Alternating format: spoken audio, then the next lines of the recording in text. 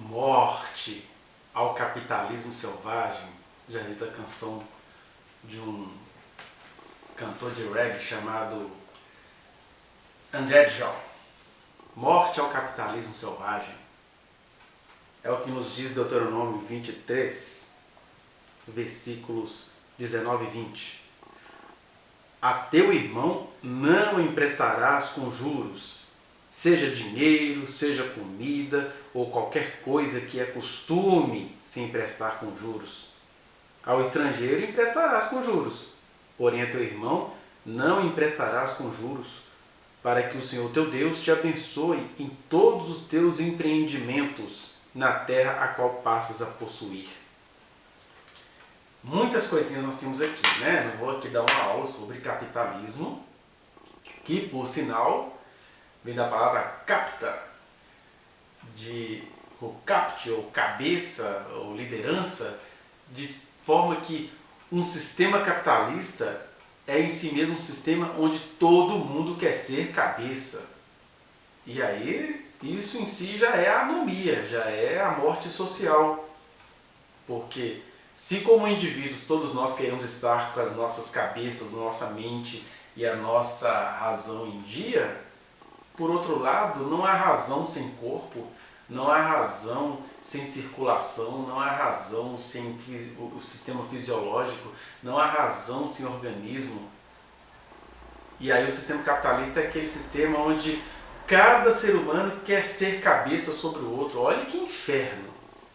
A gente está numa cultura onde um sistema socialista que é lido a partir das corrupções de países socialistas é visto como algo do inferno, enquanto um sistema onde todo mundo quer ser cabeça, e para eu ser cabeça eu tenho que sair matando todos os corpos, isso não é questionado, né? Chama-se isso de empreendedorismo. Tem que se ter cuidado com professores de ciências humanas que são contra o empreendedorismo. Não é nada disso que estamos falando aqui, né? Quem quiser se aprofundar na questão capitalista, vai ler a obra do Karl Marx, O Capital. Obra difícil, né? Mas vai ler para parar de falar mal do Marx também. Agora, aqui, aliás, Jesus um dia chegou em Mateus, ali no capítulo 5, e fala assim: ouvistes que foi dito aos antigos, amarás ao teu próximo e odiarás o teu inimigo. É interessante que amarás o teu próximo tem um versículo que está lá em Levítico, amarás o teu próximo como a ti mesmo. Mas o odiarás o teu inimigo, não existe esse versículo. Isso foi uma tradição que foi sendo formada e que Jesus apenas a reproduziu. Em nenhum momento do Antigo Testamento existe essa história de odiarás o teu inimigo. Não existe, mas ele foi sendo produzido, foi sendo vivido, igual passagens como essa, que dizem que, olha, quando você emprestar para o teu próximo, você não vai emprestar com juros.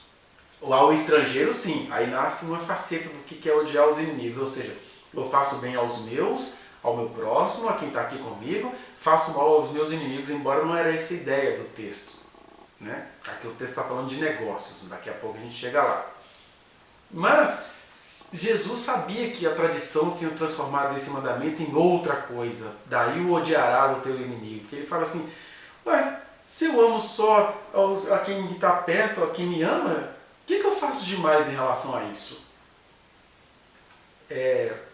O Evangelho nos convida a ir além. Aí Jesus vai lá e traz aquelas frases que são terríveis até para a gente ouvir hoje, né? Para odiar o teu inimigo. Ame o teu inimigo. Ore para quem te persegue. Te deu um tapa numa face, dê a outra.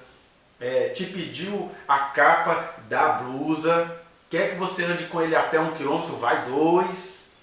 E ele foi dizendo o seguinte: vá cansando o seu inimigo, que você vai descobrir que o grande inimigo da história era você. Você era o inimigo de si mesmo. Então, quando Jesus está falando aqui, ele está querendo corrigir esses exageros que a gente faz quando a gente está diante da santidade de Deus. Um dia Jesus desafiou os judeus nessa tradição de amar o próximo. Um fariseu perguntou para Jesus, um líder, não me lembro se era exatamente fariseu, mas um líder religioso perguntou para Jesus: Jesus, quem é o meu próximo? Porque tipo assim, o senhor está com essa história agora da gente ter que acolher o mundo inteiro, acolher todo mundo, quem é o meu próximo? Aí Jesus abraçou a pegadinha com uma história. Olha, um samaritano estava no seu caminho e de repente ele encontra com um cara lá todo quebrado na rua e aí ele cuida daquele cara, cuida das suas feridas, põe aquele cara numa pensão e fala assim, olha, cuida desse rapaz aí e todos os gastos coloca na minha conta. Aí Jesus contou a história do que a gente ia conhecer como o bom samaritano. Não, ele era só um samaritano. Acho engraçado que essa história do bom samaritano já é uma manifestação gentil de ódio de uma tradição judaica, porque o judeu via samaritano como um sub-humano. Aí Jesus conta a história que um samaritano ajudou alguém, né? Aí depois Jesus conta essa história e ele fala assim, e aí, querendo dizer, né? Quem era o próximo daquele samaritano? Era quem estava perto dele ou é aquela pessoa que no caminho precisou dele? Então quem é o meu próximo? Para eu amar como a mim mesmo, conforme diz lá em Levítico. Foi o desafio que Jesus nos colocou. Porque a mesma Bíblia que diz que há amigos mais chegados do que irmão, também diz que há pais que se levantarão contra filhos, irmão contra irmão, por causa do reino, porque vão odiar as percepções que a gente vai ter do reino, que chocam a nossa humanidade, que fica à esquerda das nossas tradições, né? Jesus também disse, olha, o próximo também ele tem que ser relativizado. O próximo não é esses que estão aqui perto de você fisicamente, não. Tanto é verdade que eu estou sendo morto pelo meu povo. Eu estou sendo morto por aqueles que são próximos. Quem mais me odeia é o pessoal da Judéia. Eu nasci em Belém da Judéia, os meus próximos. Então, comigo não tem gangue não. Não tem essa história de transformar o amor em gangue, em máfia, em conjunção de pessoas que estão ali. Aquele pai maravilhoso defendendo seus filhos em todos os crimes que eles fazem. Isso não é amar o próximo. Isso é perverter o próximo em nome de um discurso de família. Amar o próximo é você, no caminho, na caminhada da vida, ir encontrando os próximos que Deus colocou no seu caminho. E aí o samaritano soube ler essa leitura que os judeus não conseguiam ler. Ele olhou por um cara salteado, um cara que foi assaltado, e ele se compadeceu dele. Aquele cara se transformou próximo dele. Jesus não mandou ninguém ficar procurando problema na vida para resolver. Mas ele falou, olha, aquilo que aparecer no seu caminho, aquilo se tornou o seu próximo. Você precisa resolver, mesmo que seja com a praticidade do samaritano. O que o samaritano fez? Ele colocou o homem para ser olhado lá por uma pensão, uma estadia, uma moradia, e falou, olha, bota na minha conta, porque ele também, amar o próximo, não é você acabar com a sua vida em função de determinada situação particular. Por que eu estou dizendo isso? Porque aqui, o princípio eterno que nós temos que tirar aqui, é que, primeiro, a gente nunca deveria emprestar pensando em juros. Por isso que eu comecei esse vídeo falando morte ao capitalismo selvagem, porque o capitalismo, o sistema, essa maneira egoística de ver a vida, está acabando com a humanidade. Não precisa nem mais de besta, nem de anticristo, né? O capitalismo, a obsessão de ficar acima de todos em relação a dinheiro, né? Quando não está na mão, está no pensamento. Aí fica muito parecido com aquela marca da besta do Apocalipse, né? Ou está na mão, ou está na testa. Ou você está agindo contra o próximo para ganhar dinheiro, ou você está pensando como é que você vai agir para ganhar dinheiro. E aqui eu não estou falando da nossa necessidade de se sustentar. Nós precisamos nos sustentar. Nós precisamos do sustento.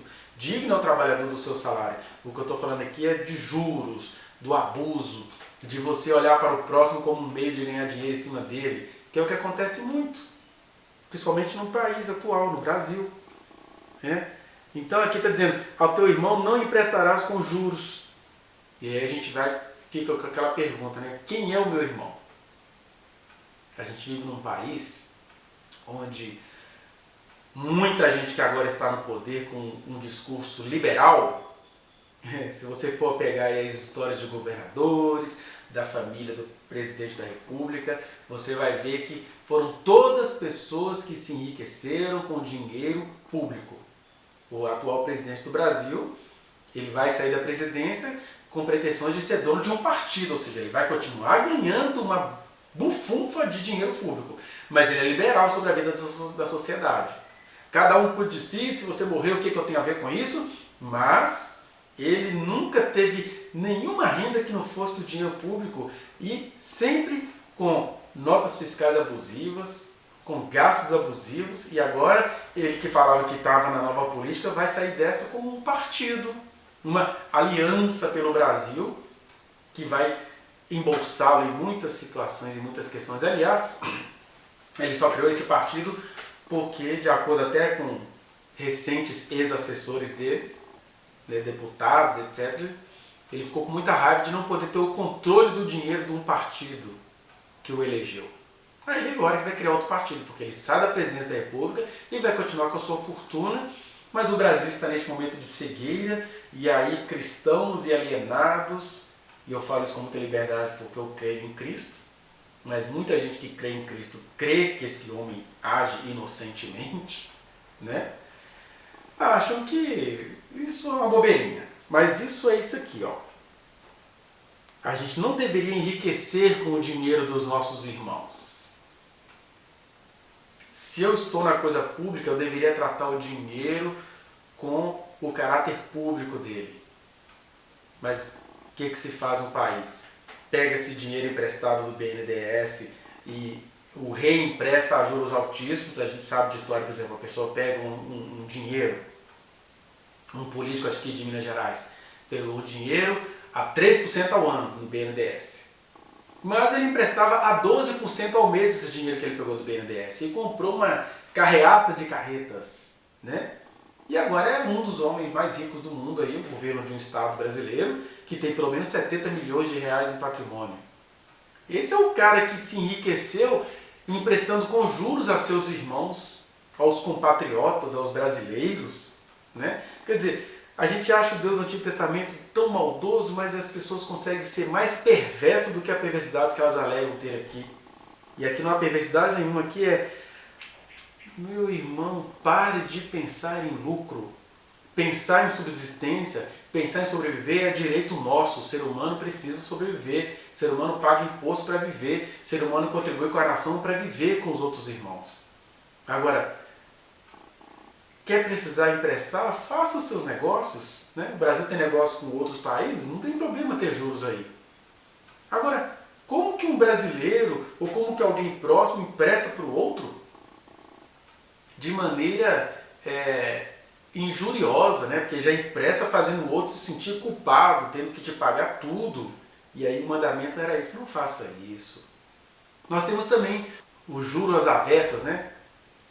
Que é assim: muitos maridos têm mulheres em casa que têm no mínimo jornada dupla ou jornada tripla de trabalho.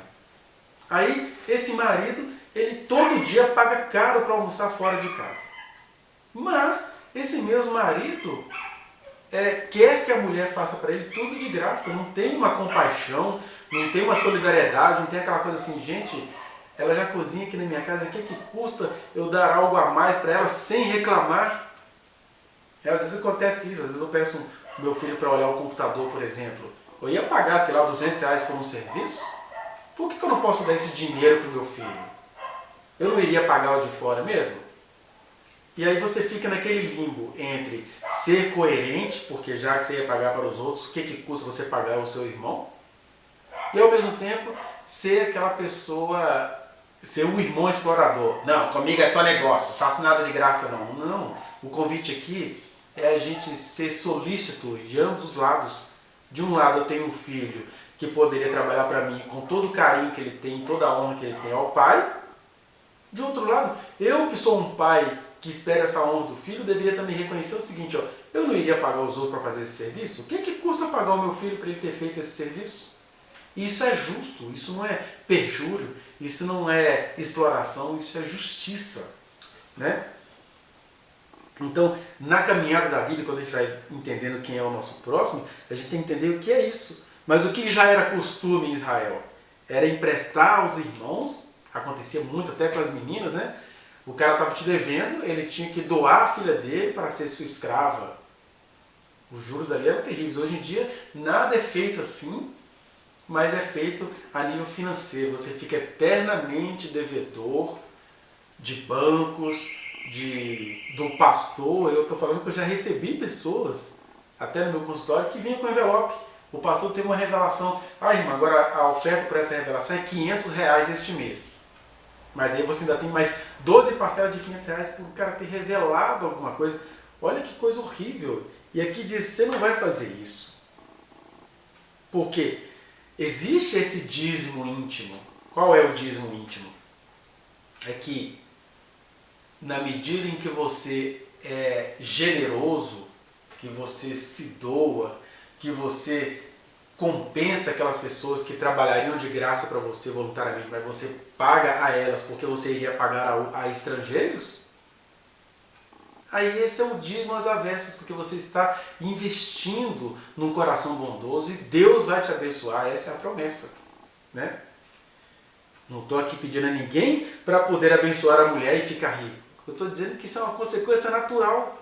Quem tem esse carinho, esse tato e essa responsabilidade por alguém familiar, Deus olha para isso e Deus ama, porque Deus ama a generosidade, Deus ama a solidariedade, Deus ama esse tipo de cumplicidade. Não cumplicidade para cometer crime, não é amar ao próximo e odiar o inimigo, mas é entender que o que é o meu próximo?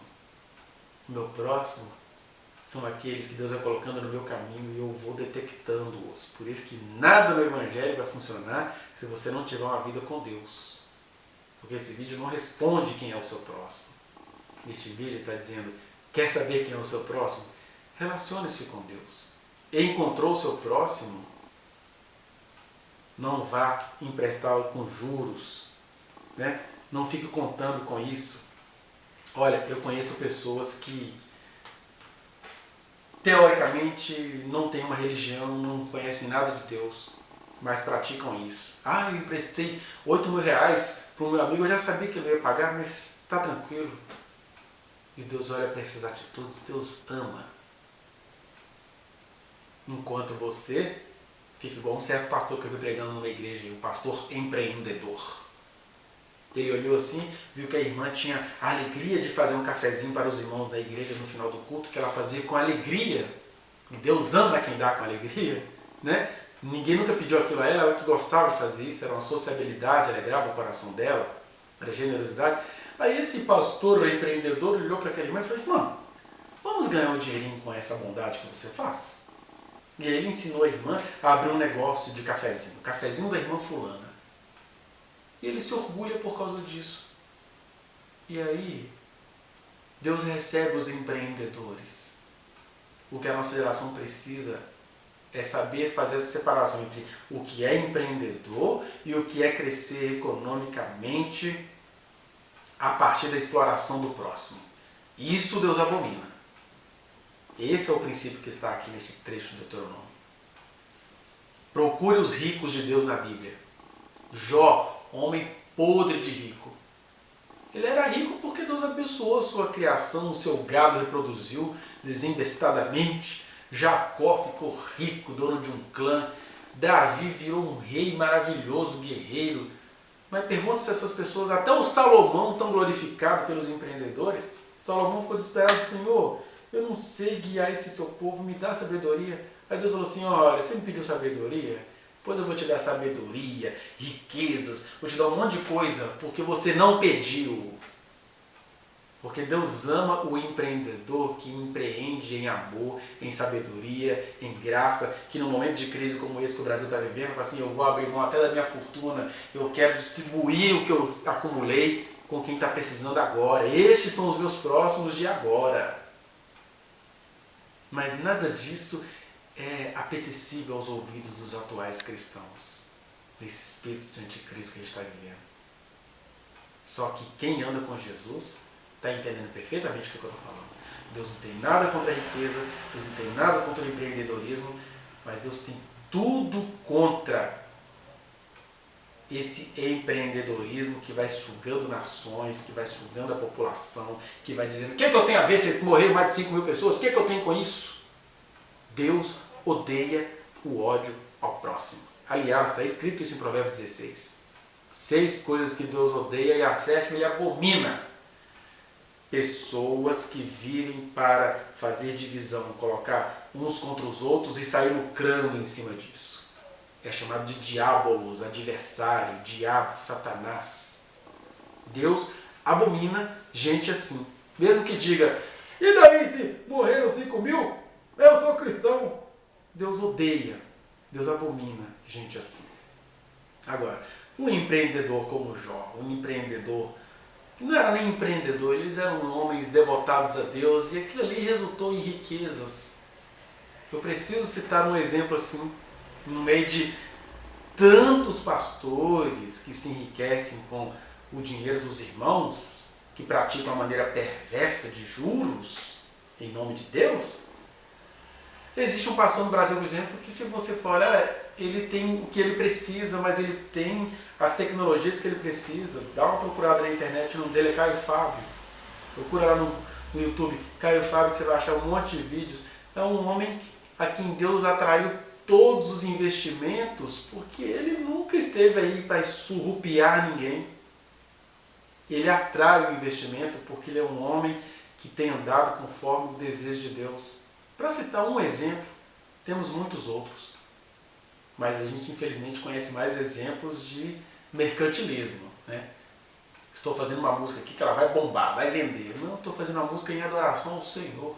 Se isso vender, vendeu. Se não vender, não vendeu. Deus está procurando pessoas assim. Esses são os adoradores que adoram ao Pai em espírito e em verdade. Olha, eu estou produzindo um vídeo. Se isso aqui tiver bilhões de visualizações, amém. Se não tiver, quem tiver de ver, viu. Quem tiver de assistir, assistiu. É só isso que eu quero.